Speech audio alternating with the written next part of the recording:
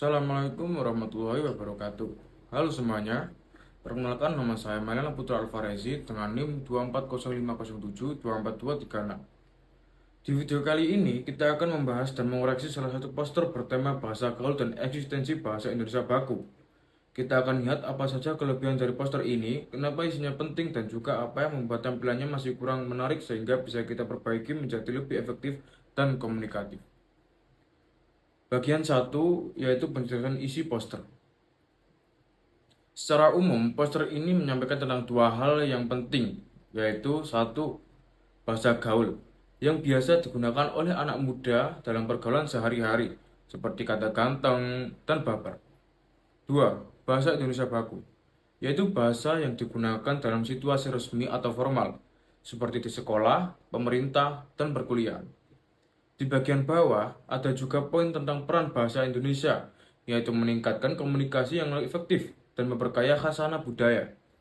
Jadi, secara isi, poster ini sudah cukup jelas karena menyampaikan perbandingan dan pesan edukatif bahwa bahasa gaul boleh digunakan, tapi bahasa baku tetap penting untuk dijaga eksistensinya. Bagian 2, analisis kelebihan. Poster ini punya kelebihan yaitu pertama, tema yang relevan dengan kehidupan remaja dan pelajar masa kini. 2. Isi yang singkat dan mudah dipahami. 3. Penggunaan ikon dan simbol seperti gelembung obrolan dan buku sudah cukup membantu memperjelas makna. Namun, untuk ukuran poster edukatif masih banyak hal yang bisa diperbaiki agar lebih menarik audiens. Bagian 3. Koreksi dan kekurangan. Nah, sekarang kita bahas kenapa poster ini bisa dibilang kurang menarik secara visual dan informatif. 1. Dari segi desain dan warna. Warna dasar krem dengan tulisan biru tua terlihat agak datar, tidak ada kontras kuat yang membuat mata langsung tertuju pada kesan utama. Akan lebih baik jika ada kombinasi warna yang lebih berani atau gradasi lembut yang menarik perhatian, misalnya biru muda dan oranye. 2. Dari segi tipografi. Jenis hurufnya memang rapi, tapi kurang variasi.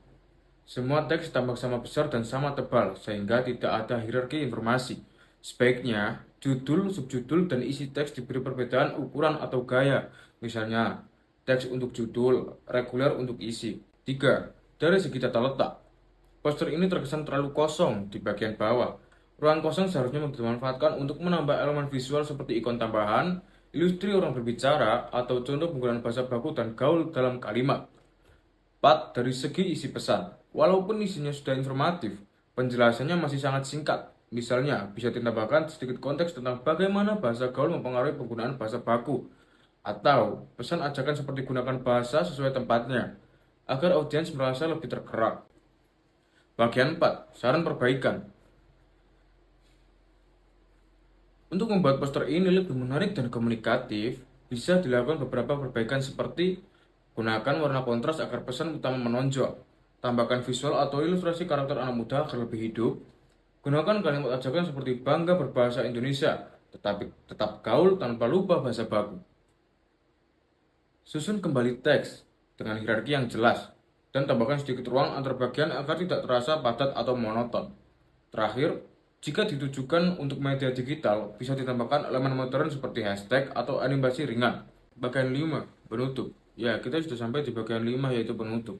Jadi, bisa disimpulkan bahwa poster ini sudah cukup bagus dalam menyampaikan pesan edukatif, tapi masih perlu perbaiki dari sisi tampilan, struktur teks, dan daya tarik visual.